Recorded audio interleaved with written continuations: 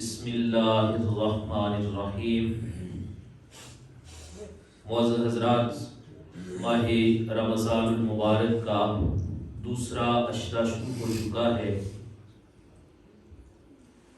کوشش کریں کہ پہلے اشرے میں جو کمیاں رہ گئی، جو کمزوریاں رہ گئی، ان کو دور کر کے دوسرے اشرے میں زیادہ سے زیادہ عبادت کرنے کا اہتمام کریں۔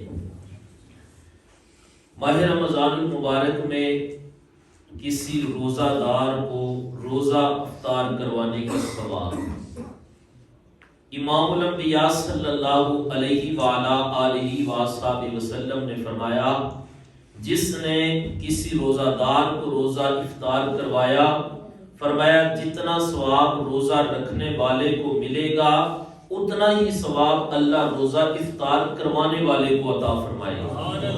یعنی ایک بندہ صبح سے لے کر شام تک روزہ رکھتا ہے، بھوک پیاس کو برداشت کرتا ہے، دیگر معمولات زندگی کو بھی چلاتا ہے، تو فرمایا اس سارے عمل پر اس کو جتنا ثواب ملتا ہے، جو روزہ افطار کرواتا ہے اللہ تعالیٰ اس کو بھی اتنا ہی ثواب عطا فرماتا ہے۔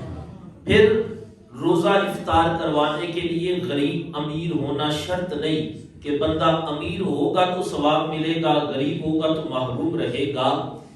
میرے اور آپ کے کریم آقا علیہ السلام نے کسی بھی موقع پر اپنی امت کے غریبوں کو ثواب سے محروم نہیں رکھا۔ فرمایا اگرچہ غریب ہو لیکن تمہارا دل امیر ہونا چاہیے۔ تمہاری اللہ یہ نہیں دیکھے گا کہ تم نے کتنی افطاری کا اہتمام کیا، کتنے لوگوں کو جمع کیا، کتنا خرچہ کیا۔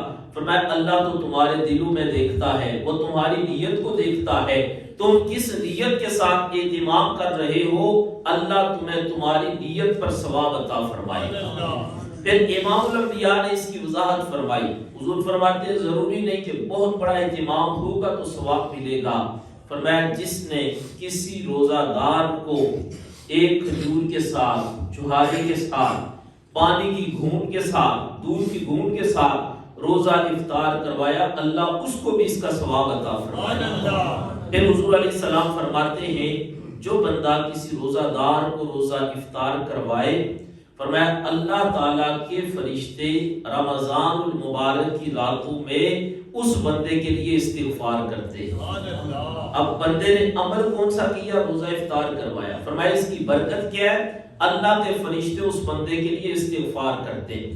پھر فرمایا کہ جب شب قدر آئے، یعنی جس کو ہم قدر والی رات کہتے ہیں، جس رات ہم عبادت کا اہتمام کرتے ہیں، فرمایا جب وہ رات آتی ہے تو جبرائیل امین علیہ السلام اس بندے کے لیے استغفار کرتے ہیں۔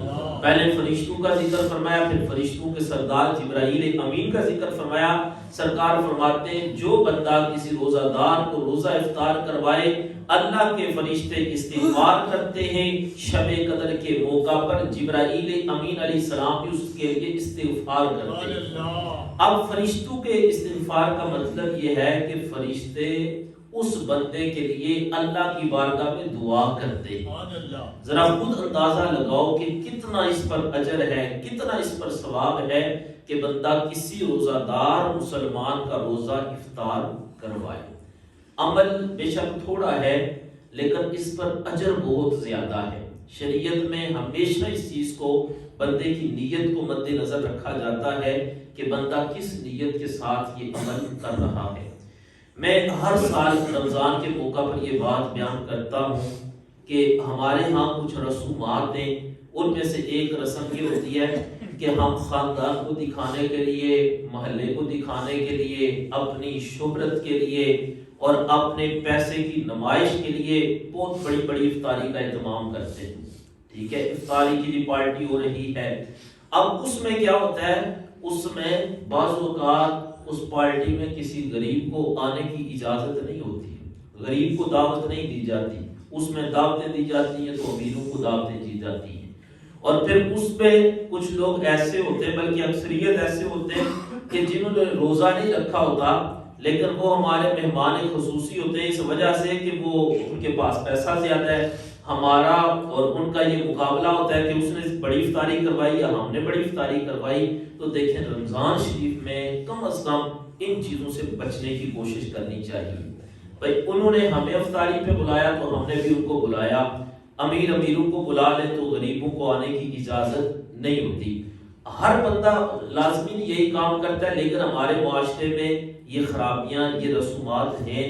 کوشش یہ کرنی چاہیے کہ جب ہم افطاری کا اہتمام کریں تو اس وقت لوگوں کی سوچ کو نہ دیکھیں، اللہ رسول کی رضا کو دیکھیں۔ یہ نہ کہ لوگ کیسے خوش ہوں گے، یہ دیکھیں اللہ کیسے خوش ہوگا۔ تو اس کا ایک انداز یہ بھی ہے کہ بجائے اس کے کہ سارے لوگوں کو جمع کیا جائے اور اپنے آپ کو مشغول کروایا جائے، اس سے بہتر ہے کہ افطاری کا سامان کسی غریب کے گھر بھیج دیا جائے۔ یہ بھی ایک انداز ہے کہ افطاری کا سامان لے کر چند غریبوں کے گھر بھیج دو، اب وہ روزہ افطار کریں گے، ہو سکتا ہے جو آپ نے ایک دن میں خرچہ کرنا ہے اگلے کا پورا مہینہ اس سے گزر جائے۔ تو یہ انداز جو ہے یہ اپنانے کی کوشش کرنی چاہیے۔ ہم سب کو پتا ہوتا ہے کہ معاشرے میں کون مستحق ہے اور کون مستحق نہیں۔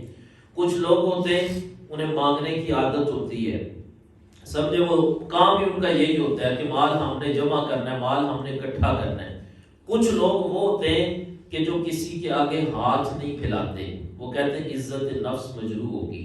اب ہمارا بھی المیہ یہ ہے کہ جو مانگنے آئے دستک دیں انہیں تو دے دیتے ہیں، لیکن جو لوگ عزت دار ہوتے ہیں، حالات سے مجبور ہوتے ہیں، مہنگائی کا دور ہے، تو ہم ان کی طرف دھیان نہیں کرتے۔ کوشش کرنی چاہیے کہ معاشرے میں ایسے لوگ جو کسی کے آگے ہاتھ نہیں پھیلاتے، وہ مستحق ہیں، وہ غریب ہیں، ان لوگوں کی رمضان المبارک میں ہمیں مدد کرنی چاہیے۔ اس کا مطلب یہ نہیں کہ رمضان میں ہی کرو، رمضان کی بات نہ کرو، رمضان میں اس چیز کا زیادہ اہتمام کرنا چاہیے۔ اللہ تعالی ہم سب کو عمل کی توفیق عطا فرمائے، ہم سب کو اللہ اخلاص کی دولت عطا فرمائے، ہر کام اللہ اپنی رضا کے لیے کرنے کی توفیق عطا فرمائے۔ اللہ ہم سب کو ریاکاری سے محفوظ رکھے، تکبر سے محفوظ رکھے، حسد اور بغض سے محفوظ رکھے، اور ہمیشہ اخلاص کے ساتھ اعمال صالح کی توفیق عطا فرمائے۔ وما علینا الا البلاغ۔